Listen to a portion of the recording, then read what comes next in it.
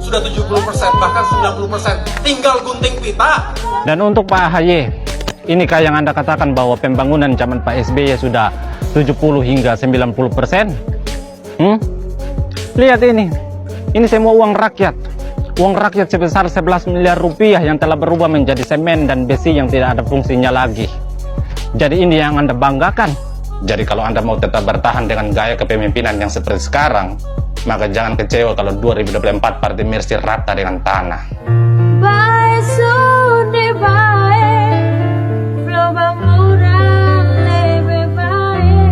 Ada yang mengatakan zaman dulu nggak ada pembangunan infrastruktur, nyatanya banyak. Yang kedua, direncanakan, dipersiapkan, dialokasikan anggarannya, dan dimulai dibangun sehingga banyak yang tinggal sudah 70%, bahkan 90%. Tinggal gunting pita. Setahun gunting pita kira-kira masuk akal nggak? Ya kita nggak perlu juga diapresiasi. Tetapi jangan mengatakan ini kehebatan kita 1 tahun gunting pita. Itu namanya claiming sesuatu yang ya, saya kadang-kadang juga speechless juga mau mengatakannya.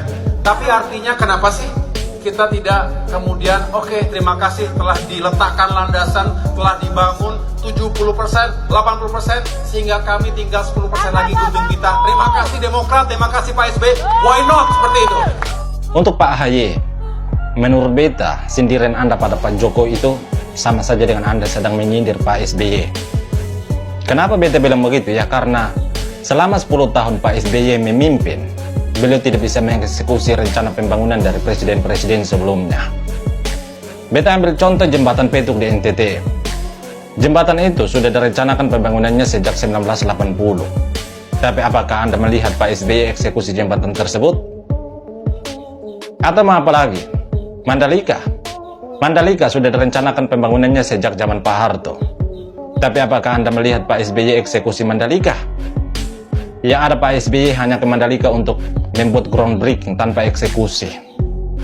Tapi bersyukur di zaman Pak Jokowi, beliau groundbreaking ulang dari nol dan eksekusi Mandalika hingga membuat Mandalika mendunia seperti sekarang. Jadi menurut beta, pernyataan atau sindiran Anda itu sama saja dengan Anda menampar Pak SBY. Karena Pak SBY tidak bisa mengeksekusi rencana pembangunan dari presiden-presiden sebelumnya, yang ada beliau hanya membuat rencana di atas rencana. Dan supaya Anda tahu, anak SD pun bisa membuat rencana. Bahkan beta sebagai masyarakat awam saja punya rencana untuk meratakan anak Candi Hambalang yang ada di NTT. Tapi sampai sekarang belum bisa dieksekusi. Artinya apa? Artinya siapapun bisa membuat rencana tapi tidak bisa mengeksekusi. Jadi kalau Anda mau menyindir, pikir dulu baru sindir, jangan habis sindir baru pikir.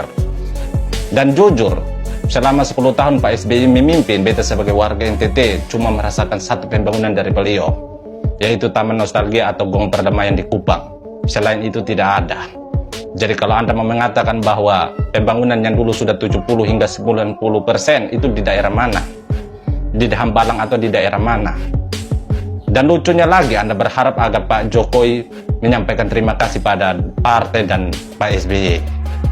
Menurut beta, pernyataan Anda itu sama saja dengan ngawur. Itu sama saja dengan Anda sudah diberikan hati tapi malah minta jantung. Kenapa beta bilang begitu? Ya karena dengan Pak Jokowi melanjutkan berbagai pembangunan mangkrak itu sama saja dengan Pak Jokowi sedang membersihkan nama Pak SBY di mata masyarakat. Jadi seharusnya kalian yang sampaikan terima kasih pada Pak Jokowi, bukan malah sebaliknya. Beta ambil contoh jembatan Merah Putih di Maluku. Seandainya Pak Jokowi egois dan tidak melanjutkan pembangunan jembatan tersebut, maka apa yang terjadi? Sudah pasti masyarakat di sana akan mengenang nama Pak SBY seumur hidup. Dan kenangan itu kenangan negatif, bukan positif. Jadi jangan malah minta jantung kalau sudah dikasih hati, bos. Lagian Pak Jokowi melanjutkan berbagai pembangunan mangkrak itu untuk selamatkan uang rakyat. Selamatkan uang rakyat yang sudah berubah menjadi semen dan besi yang dipenuhi dengan lumut.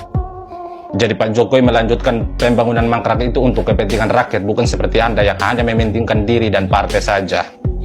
Jadi beta sarankan pada Anda, kalau Anda belum mampu seperti Pak Jokowi, mending urus partai saja, bos.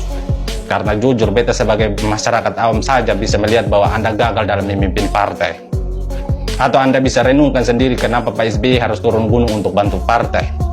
Itu menunjukkan bahwa Anda belum mampu berdiri di kaki sendiri. Jadi kalau Anda mau tetap bertahan dengan gaya kepemimpinan yang seperti sekarang, maka jangan kecewa kalau 2024 Partai Mercy rata dengan tanah.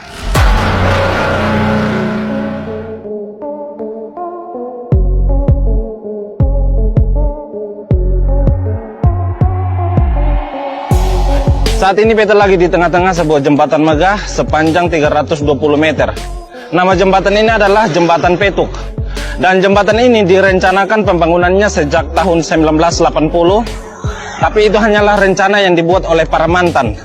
Dan semenjak naiknya Bapak Presiden Jokowi, jembatan ini mulai dibangun tahun 2015 dan selesai tahun 2017.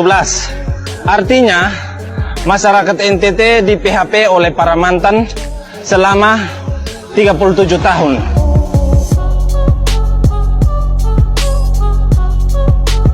Saat ini beta lagi di sebuah gedung mangkrak letaknya di Kupang, NTT. Sebelum beta sampaikan nama dari gedung ini, mungkin saudara masih ingat dengan Wisma Atlet di Hambalang. Jadi di Jawa Barat punya induknya yaitu Candi Hambalang, kami di NTT juga punya anaknya yaitu Candi Oepoi. Lebih jelasnya nama dari gedung ini atau gedung mangkrak ini adalah Gedung Olahraga Remaja NTT. Gedung ini dibangun pada zaman Pak SBY dan menjadi mangkrak pada tahun 2012 ketika Pak Andi Malarangeng selaku Menpora waktu itu ditetapkan sebagai tersangka kasus korupsi Hambalang. Jadi kalau boleh mengutip pernyataan dari Pak SBY, beta mau sampaikan bahwa ini jahat bukan? Ini menginjak hak rakyat bukan?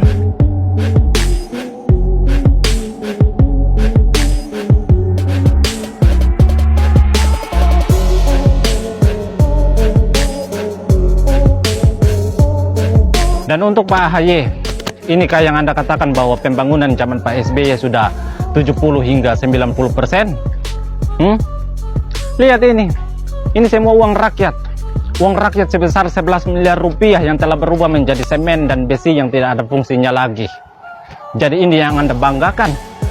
Jadi untuk saudara yang nonton video ini, beta sampaikan bahwa 2024 tenggelamkan Partai Demokrat.